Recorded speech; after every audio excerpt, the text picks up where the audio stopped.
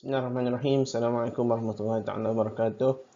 So kita dalam bab terakhir dalam subjek CTU 211 ini, iaitu bab etika Islam dalam sains dan teknologi. So insyaAllah hari ini diharapnya pelajar dapat mampu menjelaskan konsep etika dan kepentingannya dalam sains dan teknologi serta menghuraikan etika pembangunan alam dan kesan pengabaiannya. So, kandungan kita hari ini simple. Nak tengok pergantian etika, asas etika Islam, kepentingan etika Islam, ciri-ciri etika dan yang berkaitan lah dengan etika.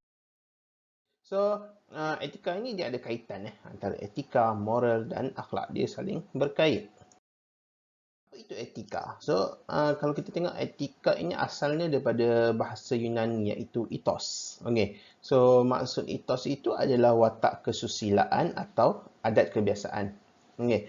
Ia adalah satu prinsip moral atau akhlak atau nilai-nilai akhlak yang menjadi pegangan seorang atau sesuatu kumpulan. Okay, ini berdasarkan kamus DBP. Okay. So, bila mana kita kata seorang itu beretika, maksudnya seorang itu mempunyai atau berpegang kepada etika, berakhlak dan bermoral. Okay. Apa pula erti moral? Kan? So, moral itu berasal daripada bahasa Latin mors, yang bererti adat kebiasaan. Okey, ia bermaksud satu ajaran atau pegangan berkenaan buruk baik sesuatu perbuatan, sama ada kelakuan, kewajipan dan lain-lain. Ini berdasarkan Kamus Dewan Bahasa dan Pustaka. Okey, so ia adalah satu ilmu yang berkaitan dengan sistem moral dan tingkah laku yang dihayati oleh seseorang individu atau satu-satu golongan tertentu. Okey. Apa pula erti akhlak? Okey, tadi kita telah bicara tentang etika, moral. Sekarang kita bicara tentang akhlak. Okey. So, akhlak ini berasal daripada perkataan al-huluk. Okey. Yang bererti perangai, tabiat, tingkah laku, kebiasaan dan kelakuan. Okey. Akhlak ini merupakan sifat yang tertanam dalam jiwa yang dengannya lahirlah perbuatan-perbuatan dengan mudah tanpa difikirkan dan diteliti. Maksudnya benda itu berlaku secara natural, kan?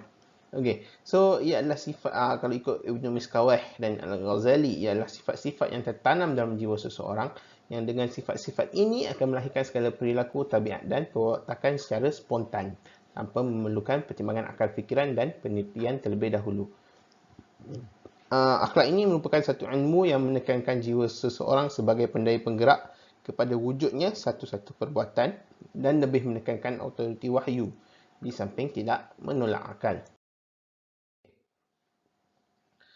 Kalau kita tengok perbincangan mengenai akhlak, etika dan moral ini menarik perhatian pelbagai pihak sejak zaman berzaman. Okey, so umumnya dia berkait dengan perangai, tabiat, sikap, tingkah laku, budi pekerti dan lain-lain. Aktiviti pelakuan manusia lah, aktiviti pelakuan kita ni. Okey, so pelakuan tersebut diberi ukuran atau nilai sama ada baik atau buruk, jahat atau tidak dan sebagainya. Okey. Tapi adakah satu standard atau piawaian dalam menentukan sesuatu perbuatan itu baik atau buruk atau jahat atau tidak dan sebagainya? Okey. So, ini perbandingan antara etika dan moral. Tadi kita dah bercerita tentang definisinya. Okay, dan etika itu bersifat theoretical. Theoretical itu bermaksud teori tentang tingkah laku dipandang baik atau tidak mengikut ketentuan akal. Okey. Sementara moral itu bersifat praktikal. Nilai itu ditentukan baik atau tidak oleh etika. Kan? Disebut moral yang baik atau sebaliknya. So, etika itu merupakan pengkaji, manakala moral itu bahan yang dikaji. Okey. So, perbezaan antara akhlak dan etika dan moral ini. So, akhlak itu semuanya wahyu, manakala etika dan moral itu akal pemikiran manusia. Okay, akhlak itu sifatnya mutlak dan tetap sebab dia berteraskan wahyu, kan? Manakala etika dan moral itu dia tidak mutlak, boleh berubah-ubah. Contohnya mungkin pada zaman sekarang slavery atau hamba abdi itu mengikut etikanya sekarang sudah tidak baik, kan? Sesuatu yang buruk, kan? Tetapi slavery 100 tahun lepas is something normal, kan? Contoh lain mungkin sekarang sistem kita bekerja 8 jam sehari, pergi ke pejabat dan sebagainya. Itu adalah sesuatu yang normal, sesuatu yang baik, kan?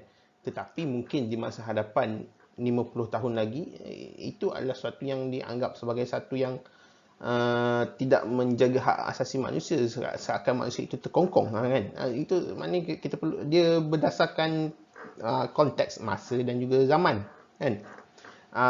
Dan kalau tengok akhlak itu skopnya luas dan menyeluruh, tapi etika dan moral itu dia terhadlah dalam satu aspek. Maknanya dia akan fokus, kita nak bicara tentang etika apa, etika dalam perniagaan, etika dalam pekerjaan dan sebagainya. Okey.